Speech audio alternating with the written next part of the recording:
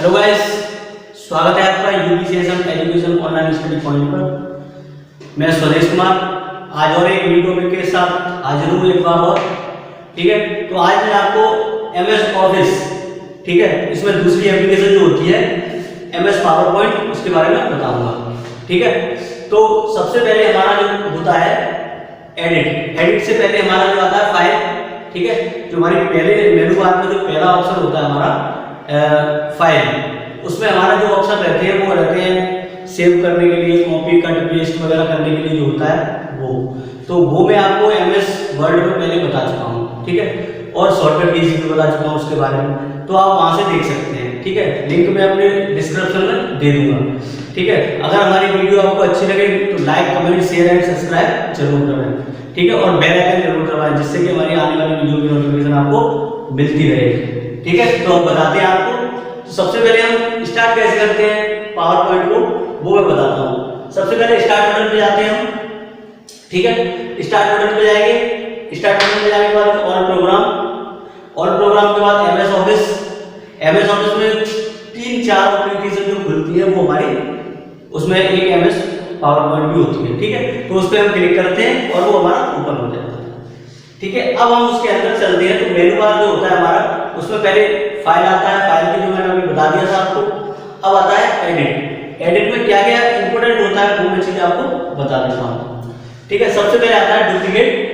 ठीक है, जो भी हमारी स्लाइड होती है, जो स्लाइड हम बना रहे हैं उसकी डुप्लीकेट कॉपी करने के लिए, स्लाइड को डुप्लीकेट बनाने के लिए, दूसरी बनाने के लिए हम इसका यूज करते हैं। इसकी शॉर्टकट की होती है Ctrl+D। ठीक है, आगे आता है हमारा डिलीट स्लाइड, Alt+E+D।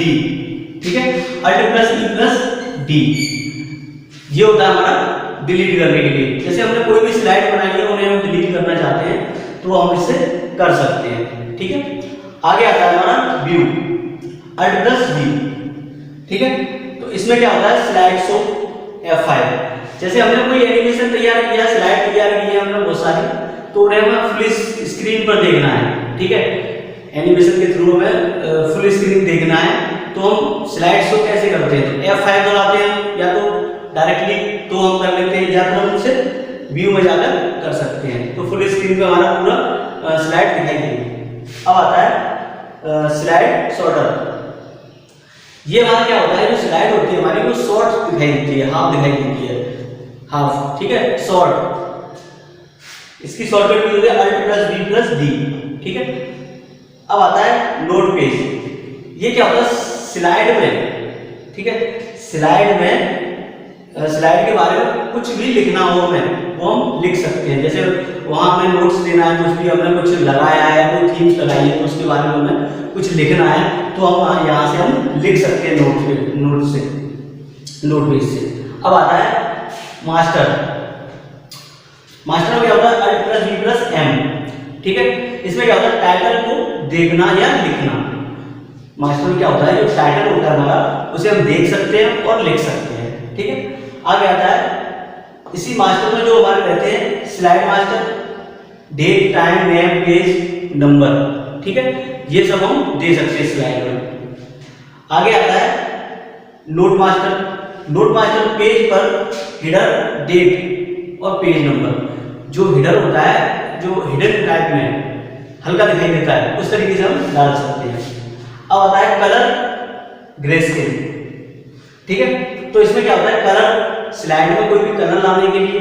ठीक है, अब आता है ग्रेस्केल करने के लिए, मतलब काला काला हो जाता है उस तरीके से करने के लिए। अब आता है पूरे ब्लैक एंड व्हाइट, पूरे स्लाइड को ब्लैक एंड व्हाइट करने के लिए होता है। ठीक है, आगे आता है ग्रिड क्या होता है, जो हमारी स्लाइड होती है ना उसमें एक ग्राफ बन जाता है पूरा ग्रिड का। ग्रिड क्या होता है, जैसे कि इस तरीके से हम कुछ बनाते हैं, ये इस तरीके से लाइन हो जाती है, ये होता है ग्रिड। पूरी स्लाइड पे हमारा इस तरीके से ग्रिड बन जाएगा, जो भी हमारा एरिया है उसका स्लाइड का। ठीक है, आगे और बताते हैं। तो अब अगला ऑप्शन हमारा इंसर्ट। इसमें क्या होता है हमारा न्यू स्लाइड, Ctrl+M। ठीक है, जैसे हमें एक स्लाइड में हमने काम किया, अब हमें दूसरी स्लाइड लेनी है उसी में, तो हम Ctrl+M करते हैं, तो न्यू स्लाइड हमारी आ जाएगी।